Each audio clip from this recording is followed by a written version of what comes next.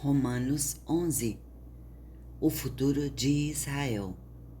Pergunto, pois, terá Deus porventura rejeitado o seu povo? De modo nenhum, porque eu também sou israelita, da descendência de Abraão, da tribo de Benjamim. Deus não rejeitou o seu povo, a quem de antemão conheceu. Não ou sabeis o que a Escritura refere a respeito de Elias, como insta perante Deus contra Israel, dizendo: Senhor, mataram os teus profetas, arrasaram os teus altares, e só eu fiquei, e procuraram tirar-me a vida. Que lhes disse, porém, a resposta divina: Reservei para mim 7.000 homens que não dobraram os joelhos diante de Baal. Assim, pois, também agora, no tempo de hoje, sobrevive um remanescente segundo a eleição da graça. E, se é pela graça, já não é pelas obras. Do contrário, a graça já não é graça. Que diremos, pois? O que Israel busca, isso não conseguiu, mas a eleição o alcançou, e os mais foram endurecidos, como está escrito: Deus lhe deu o espírito de entorpecimento, olhos para não ver e ouvidos para não ouvir, até o dia de hoje. E diz Davi: torne-se-lhes a mesa em laço e armadilha, em tropeço e punição. Escureçam-se-lhes os olhos, para que não vejam, e fiquem para sempre encurvadas as suas costas. A rejeição de Israel não é final.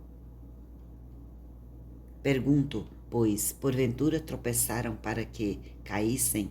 De modo nenhum, mas pela transgressão veio a salvação aos gentios, para pô-los em ciúmes. Ora, se a transgressão deles redundou em riqueza para o mundo, e o seu abatimento em riqueza para os gentios, quanto mais a sua plenitude. Dirijo-me a vós outros, que sois gentios, visto, pois, que eu sou apóstolo dos gentios, glorifico o meu ministério, para ver se de algum modo posso incitar a emulação dos meu povo e salvar alguns deles, porque se o fato de terem sido eles rejeitados trouxe reconciliação ao mundo, que será o seu restabelecimento, senão vida dentre os mortos? E, se foram santas as primícias da massa, igualmente o será a sua totalidade. Se for santa a raiz, também os ramos o serão.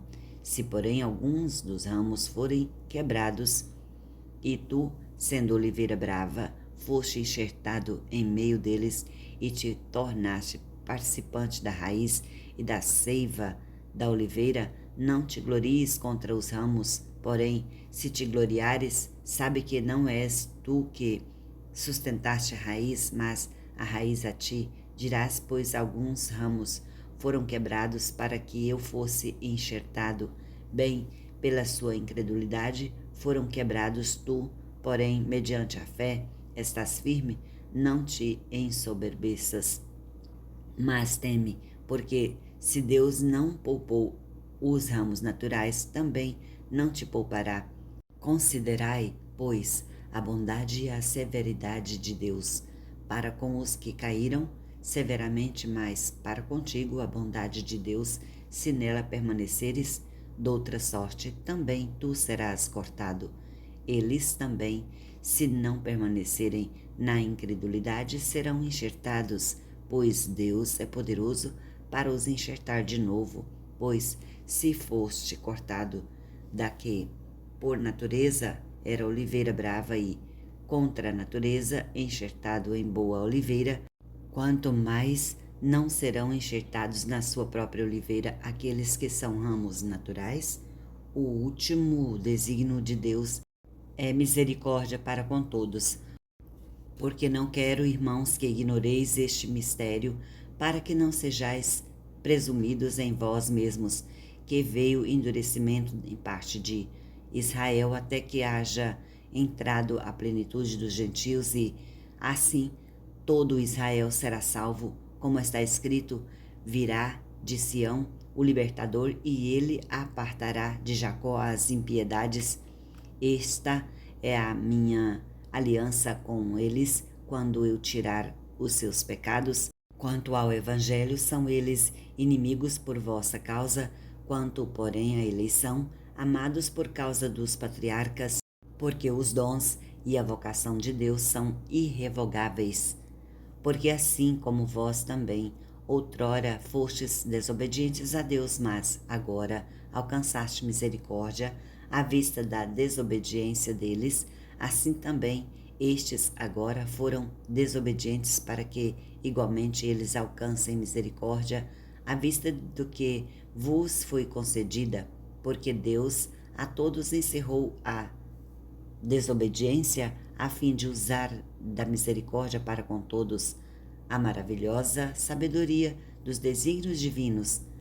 Ó profundidade da riqueza, tanto da sabedoria como do conhecimento de Deus!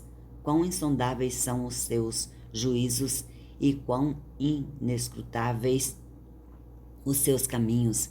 Quem, pois, conheceu a mente do Senhor? Ou quem foi o seu conselheiro? Ou quem primeiro deu a ele para que lhe venha a ser restituído? Porque dele e por meio dele e para ele são todas as coisas. A ele, pois, a glória eternamente. Amém.